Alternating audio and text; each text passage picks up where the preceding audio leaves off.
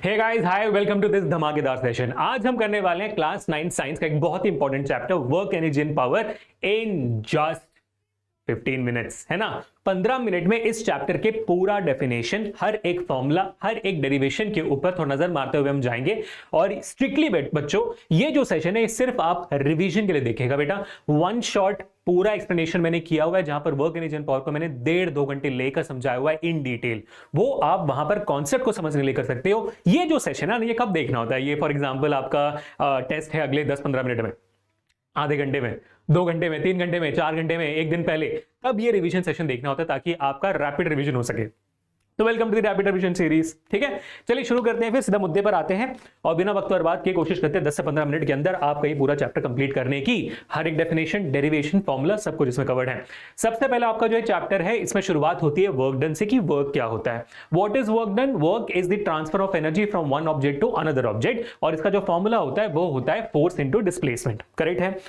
अब वर्क के होने के 2 कंडीशंस हैं। पहला कंडीशन ये है कि भाई एक फोर्स होना चाहिए, और जो फोर्स मैं जिस ऑब्जेक्ट पे लगाता हूं वो ऑब्जेक्ट डिस्प्लेस होना चाहिए, तभी हम मानेंगे कि भाई वर्क हुआ है, साइंटिफिक वर्क हुआ है, साइंटिफिक काम हुआ है।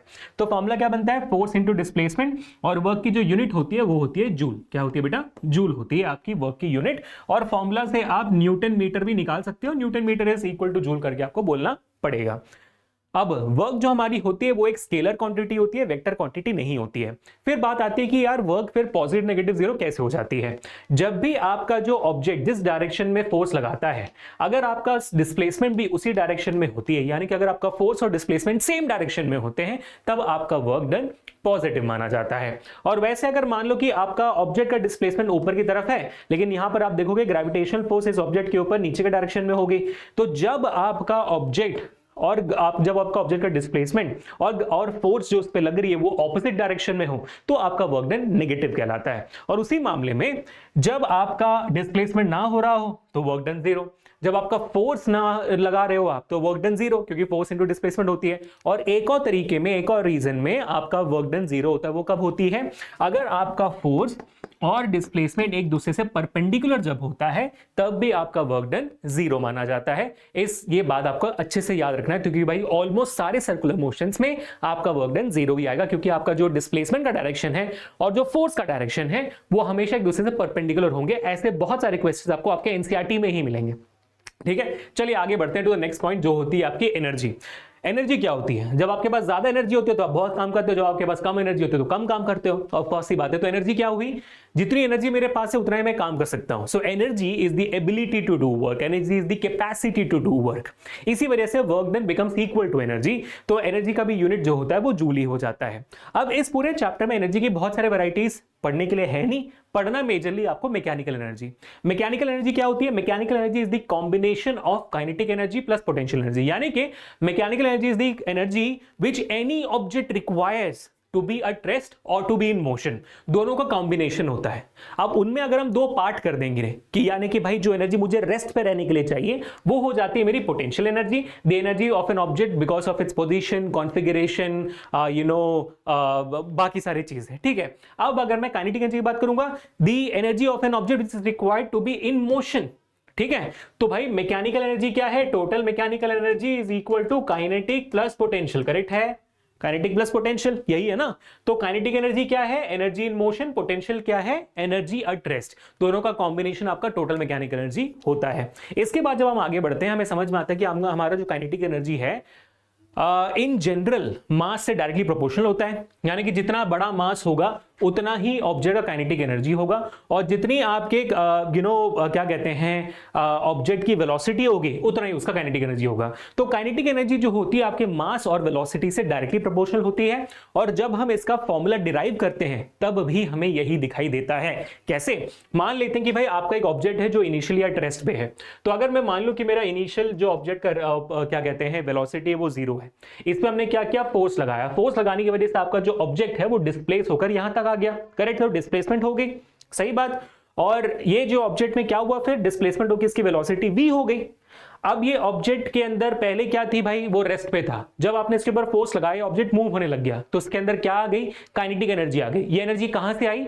ये एनर्जी इसलिए उसके अंदर आई क्योंकि आपने उसके ऊपर कुछ काम किया, है ना। तो जब आपने उस ऑब्जेक्ट के ऊपर कुछ काम किया, उसी काम की वजह से आपकी एनर्जी उस ऑब्जेक्ट में है, क्योंकि काम क्या होता है, transfer of energy. Work done is basically force into displacement. जब फोर्स लगाओगे डिस्प्लेस होगा। अगर ये ऑब्जेक्ट के ऊपर काम नहीं करोगे तो एनर्जी उसके अंदर आएगी नहीं। So what is energy? Energy is the work done by the object. Correct है। तो आपने यहां पर जो काम किया उसके वजह से इसके अंदर एनर्जी आई, तो हम क्या लिख सकते हैं यहां पर कि आपकी जो काइनेटिक एनर्जी आई है इक्वल टू वर्क डन है। अब आप पूछ सकते हो कि सर यहां पर काइनेटिक एनर्जी क्यों आई है? क्योंकि भाई ऑब्जेक्ट मूव हो रहा है ना, इसलिए काइनेटिक एनर्जी है। Object the energy in motion is kinetic energy. So kinetic energy is equal to work done हो गया। भाई वर्क डन का फॉर्मूला क्या होता है? Force into displacement. फोर्स आप सेकंड लॉ ऑफ मोशन से क्या बोल सकते हो? Mass into acceleration. तो ma लिख दिया हमने। डिस्प्लेसमेंट कहां से लिखोगे? थर्ड इक्वेशन ऑफ मोशन का इस्तेमाल करिए, डिस्प्लेसमेंट का फॉर्मूला मिल जाएगा आपको। v square minus you square is equal to 2as होता है। करेक्ट है। इसमें u स्क्वायर 0 है क्योंकि इनिशियल वेलोसिटी तो 0 है, तो u स्क्वायर 0 हो गया। तो मेरा v स्क्वायर क्या बनेगा? बन जाएगा मेरा 2as। Sorry v square is equal to 2as बन गया। अब मेरा s क्या होगा यहाँ पर? s ही है ना। हाँ, s क्या होगा? v स्क्वायर बाई 2a बन जाएगा। करेक्ट है। तो इसको यहां पे लिख दीजिए। तो मैंने लिख दिया v स्क्वायर बाई 2a। तो आप देखो a कट जाता है, काइनेटिक एनर्जी क्या बन गई? ये 1/2, तो हाफ mv स्क्वायर। ये है आपका छोटा मोटा डेरिवेशन फॉर काइनेटिक एनर्जी, और यही है काइनेटिक एनर्जी का मैथमेटिकल प्रूफ कि वो मास पे डायरेक्टली प्रोपोर्शनल है और वेलोसिटी पे भी डायरेक्टली प्रोपोर्शनल है। ये प्रॉपर 3 मार्क का सवाल आपके सामने मैंने कर दिया। फिर बारी आती है पोटेंशियल एनर्जी की। पोटेंशियल एनर्जी क्या होती है? Same to same potential energy भी यहां पर इक्वल टू वर्क डन होगी जैसे काइनेटिक एनर्जी थी, और लेकिन आप यहां पर काम क्या कर रहे हो? आप इस ऑब्जेक्ट को उठाकर यहां पर रख रहे हो। ठीक है। तो आपने ऑब्जेक्ट के ऊपर फोर्स लगाया और वो ऑब्जेक्ट डिस्प्लेस होगी, कितनी हाइट h तक डिस्प्लेस होगी, तो डिस्प्लेसमेंट यहां पर s है। ठीक है। तो वर्क डन का फॉर्मूला क्या होगा? पोटेंशियल एनर्जी में वर्क डन का फॉर्मूला क्या होगा? Force into displacement. यहां पर आपने कितना फोर्स लगाया?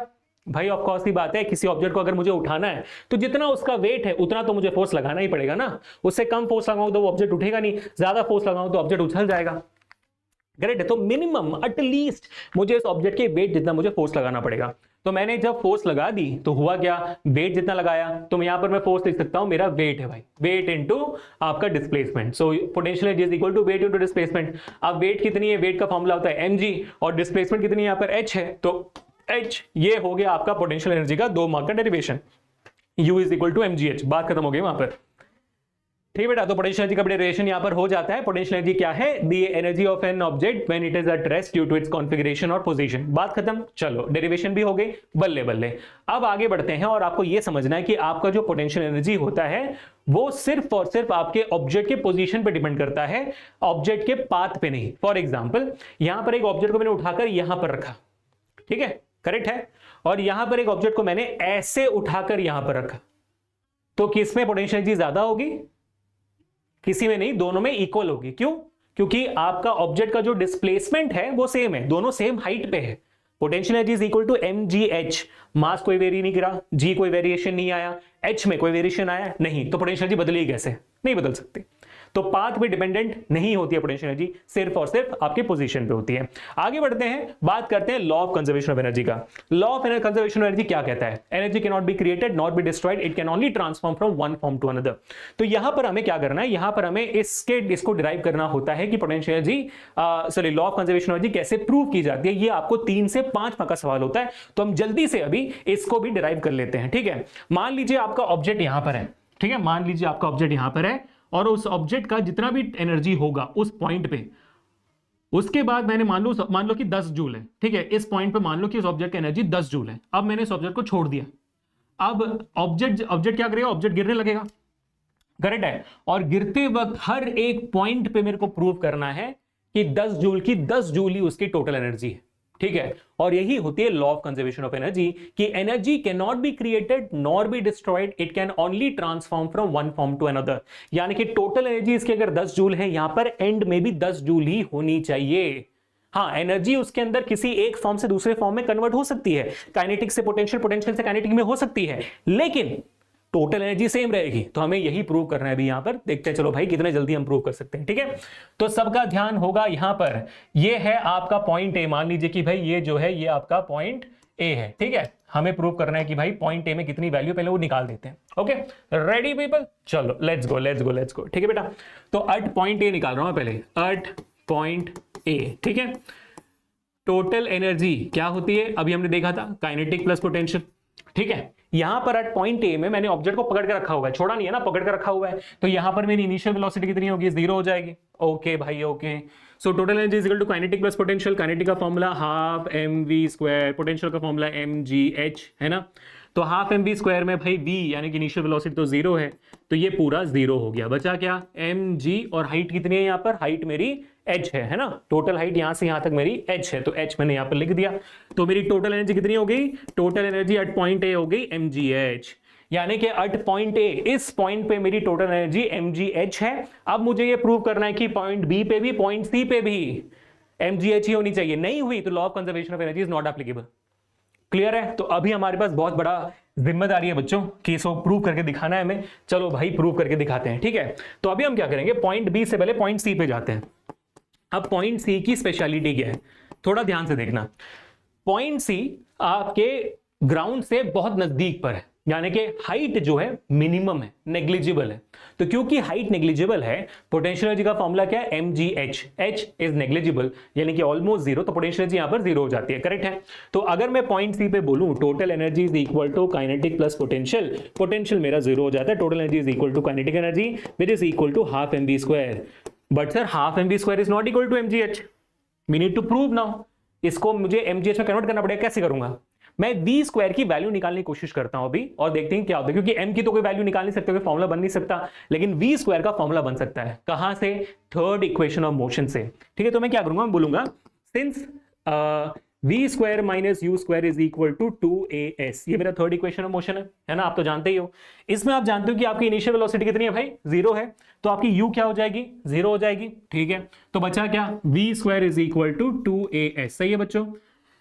तो v स्क्वायर की वैल्यू आ गई ना मेरे की, v square is equal to as। हाँ बस इसमें इतना डिफरेंस है कि यहाँ पर जो एक्सेलरेशन है वो क्या है, आपका ऑब्जेक्ट नीचे की तरफ गिर रहा है ना, किसके वजह से, ग्रेविटी की वजह से, तो यहाँ पर एक्सेलरेशन ड्यू टू ग्रेविटी है, तो a के बदले में g लिखूंगा।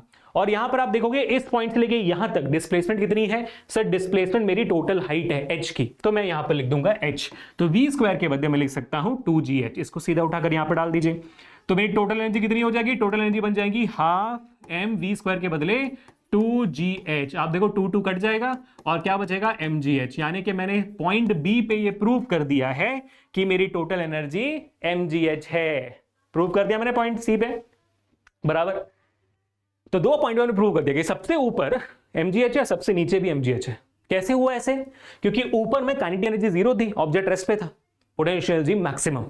फिर जब आपने इसको छोड़ा, धीरे धीरे वो सारी पोटेंशियल एनर्जी काइनेटिक एनर्जी में कन्वर्ट होने लगी, क्योंकि धीरे धीरे वेलोसिटी बढ़ने लगा। जब आप ऑब्जेक्ट को छोड़ते हो तो वेलोसिटी जीरो से मैक्सिमम बन जाते हैं ना, तो मैक्सिमम वेलोसिटी में मैक्सिमम काइनेटिक एनर्जी होगी और मिनिमम पोटेंशियल एनर्जी होगा, तो सारा पोटेंशियल एनर्जी काइनेटिक एनर्जी में बदल गया।